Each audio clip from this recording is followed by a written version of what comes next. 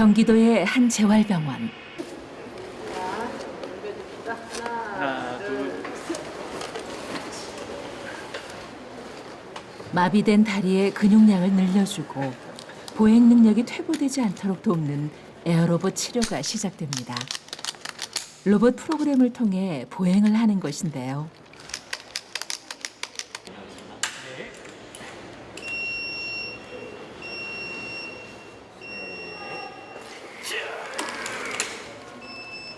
치료를 받는 사람은 바로 오늘의 주인공 박명성 목사입니다. 벌써 6개월째 이렇게 재활치료에 매진하고 있는데요. 잃어버린 다리의 감각을 느껴보려 애써보지만 마비가 된 다리의 신경은 여전히 돌아오지 않은 상태. 그래도 오늘은 평소보다 컨디션이 좋아 치료를 수월하게 받습니다.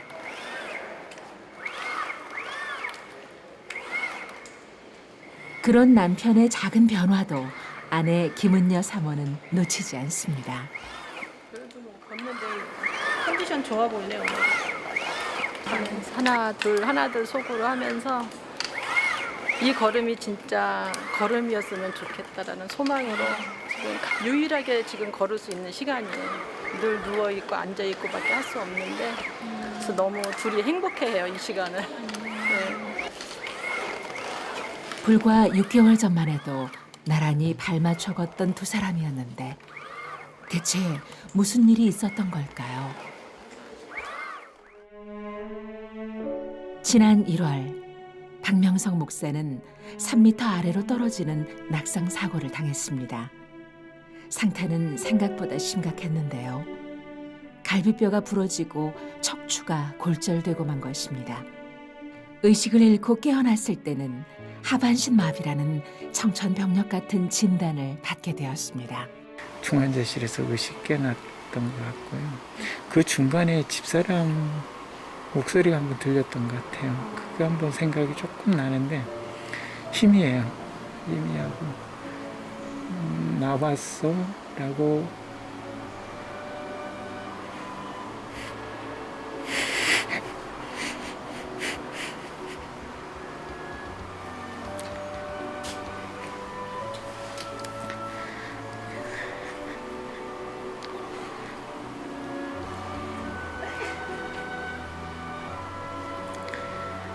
아내 목소리가 들렸던 게 살았구나라는 생각이 좀 들었던 것 같아요. 앞날이 안 보였죠. 사실 그때는 뭐 이렇게 계속 있으면 어떡하나 안 깨어나고 못 일어나면 어떡하나 하는데 그래도 또 먹을 수 있는 것도 고마운 일이고 예, 제가 옆에서 곁에서 이렇게 지켜보는 게 너무 감사한 거죠.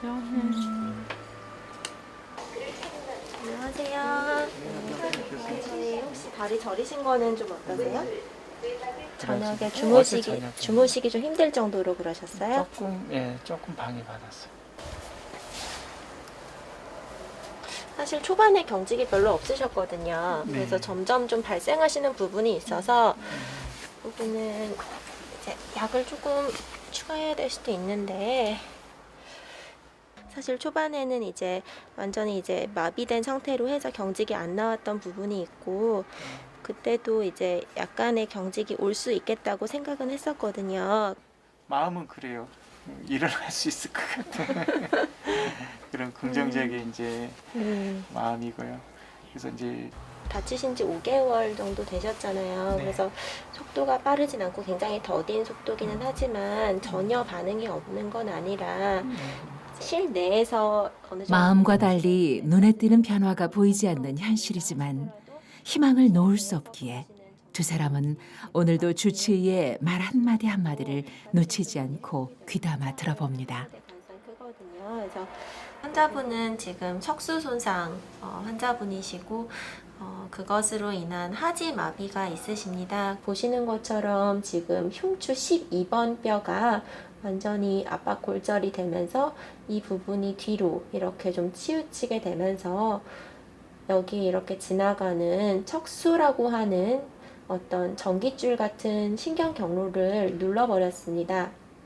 그래서 이 부분이 이제 지금 이 뼈가 신경을 누르면서 환자분 같은 경우는 이제 신경학적인 증상이 나타난 경우가 되겠습니다.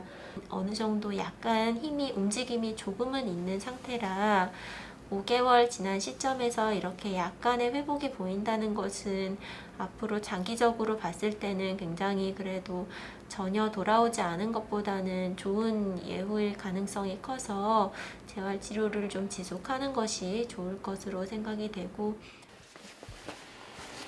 잠시 후 박명성 목사가 김은여 사모의 도움을 받아 치료실로 향합니다. 오전, 오후 정해진 일정에 맞춰 재활치료를 받고 있는데요. 하루빨리 일상으로 돌아가기 위해 사력을 다하고 있습니다. 매일 이어지는 치료에 녹초가 될 때도 많지만 힘들어도 포기할 수 없다는 박명성 목사입니다. 갈 때 손은 이쪽 위치로 하나, 둘, 셋.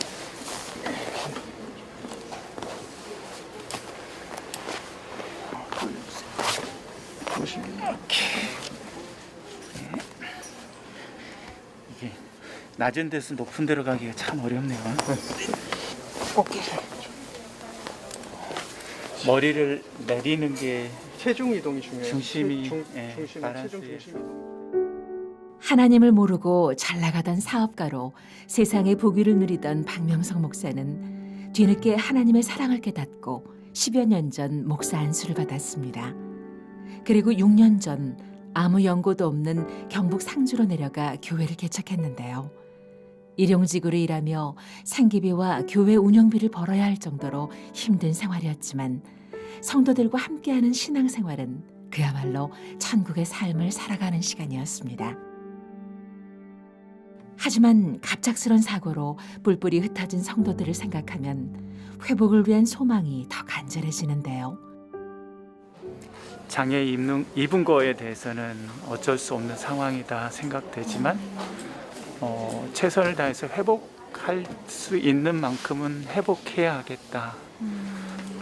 그래서 온전해질 수 있는 것은 바랄 수 없지만 그래도 일상생활에서 아내나 누군가의 도움 없이 혼자서 활동할 수 있는 정도까지는 모든 기능이 활성화되도록 해야 하겠다라는 그런 이제 마음이죠. 계속해서 이어지는 재활치료. 다시 당기고 몸 뒤로 가지 않게 앞으로 계속 당기고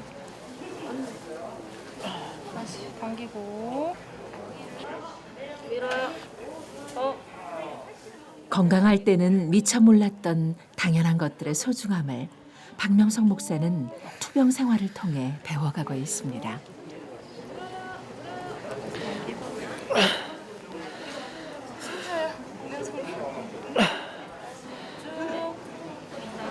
숨이 참니다. 숨이.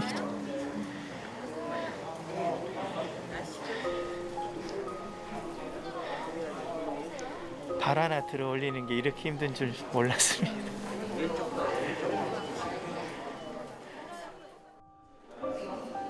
한편 그 시각 남편의 치료가 끝나길 기다리며 김은여 사모가 생각에 잠겨 있습니다. 기약 없는 치료에 늘어만 가는 치료비와 사역에 대한 걱정을 하지 않을 수가 없는 것인데요. 이럴 때마다 그동안 베풀어 주신 은혜를 떠올리며 앞으로 주실 은혜를 기대해 봅니다.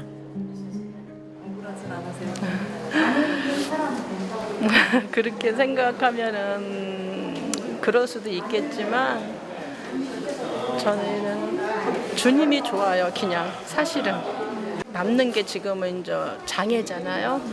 근데 그 장애가 남는 것이 아니라 그로 인해서 더 큰 보이지 않았던 부분까지도 더 할 수 있을 거라는 생각이 들어서 주님을 기대하고 있어요.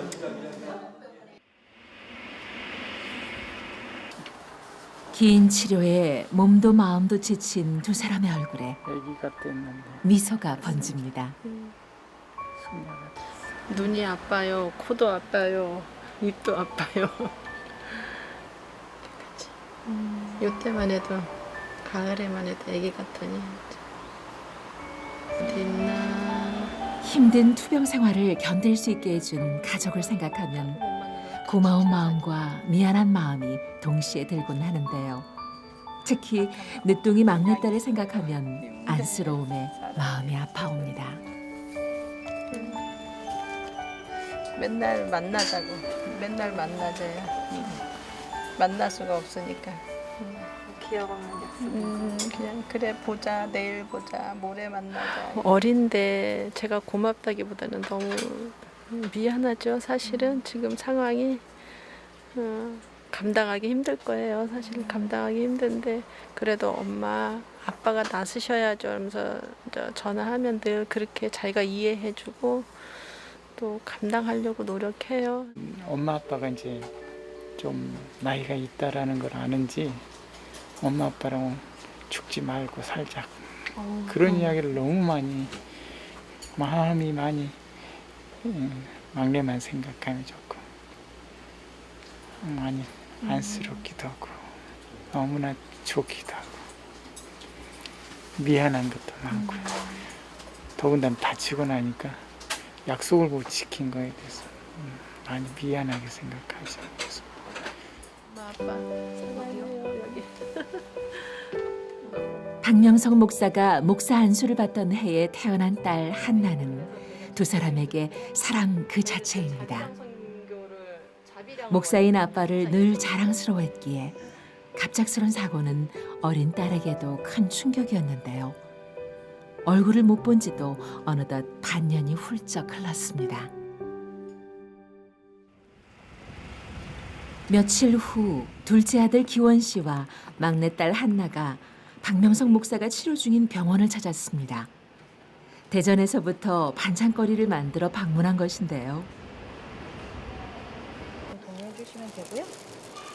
벌써 몇 번째 아쉬운 발걸음을 돌렸는지 오늘은 그리운 부모님 얼굴을 뵐 수 있을까요? 어떻게 해야 되지? 맡기고 뭐 찾으러 왔어요. 부모님이 편지 맡겼다 그래가지고. 감사합니다.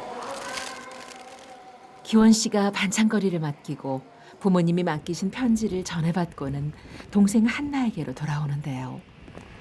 근데 네 편지를 안 잠시 둘만의 시간을 가져봅니다. 한나 엄마 언제 제일 보고 싶어? 엄마나 아빠? 잘 때. 이제 잘 때지. 다른 때는 안 보고 싶어? 근데 형이랑 형수랑 다 있잖아. 같이 지내잖아. 응, 그래서 보고 싶어? 응. 맨날 같이 있어주고 놀아주고 엄마 없을 때는 밥 해주고 그래가지고요. 엄마 아빠 사랑해요. 나와주셔서 고맙습니다. 머리 좀. 그리고 잠시 후 비록 유리창을 사이에 둔 아쉬운 만남이지만 반년 만에 서로의 얼굴을 마주합니다. 엄마. 한나 여기까지 오느라고 힘들었어. 멀리 왔지? 네. 엄마랑 아빠 보고 싶은데 못 봐서 어쩌지? 아빠 바꿔드릴게.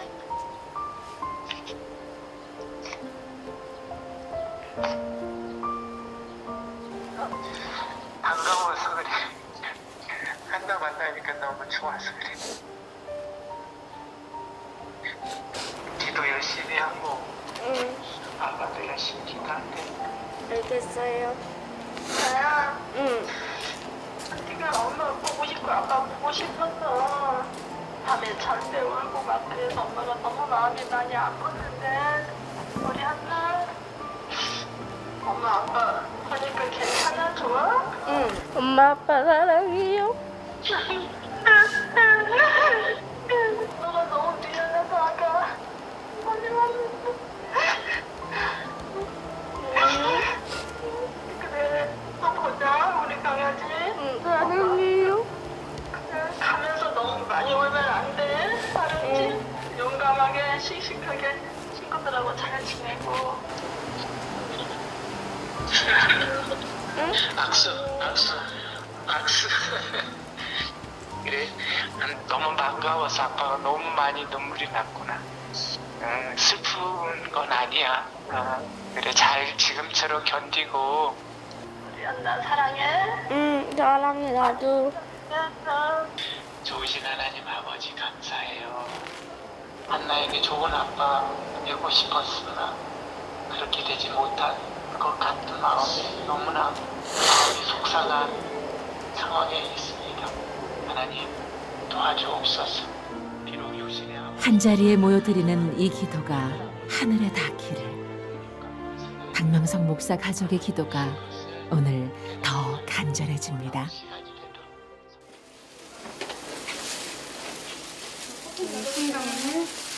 네, 감사합니다. 그리웠던 아이들과의 짧은 만남을 뒤로하고 다시 둘이 된 박명성 목사와 김은여 사모. 금방 집으로 돌아갈 줄로만 알았는데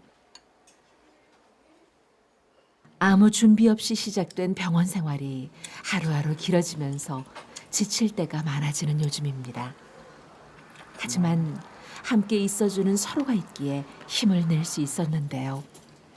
박명성 목사가 아내에게 고마웠던 마음을 전해봅니다. 밥이 맛있어요?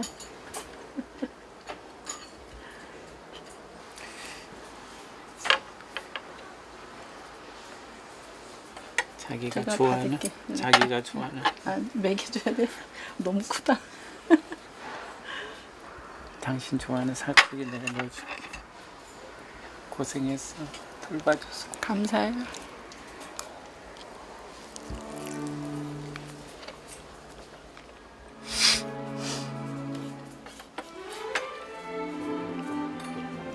김은여 사모가 그간 참았던 눈물을 쏟아냅니다.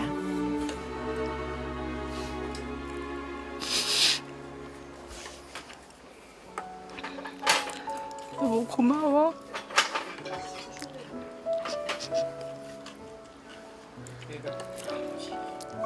건강해서 당신 꿈 이뤘으면 좋겠어요. 어차피 나라도 없이 가는 세상이 열심히 살아야 돼. 우리에게 주신 사랑이 너무 많이 크기 때문에 그 사랑을 우리는 보여줘야 돼. 하나님의 사랑이 얼마나 큰지.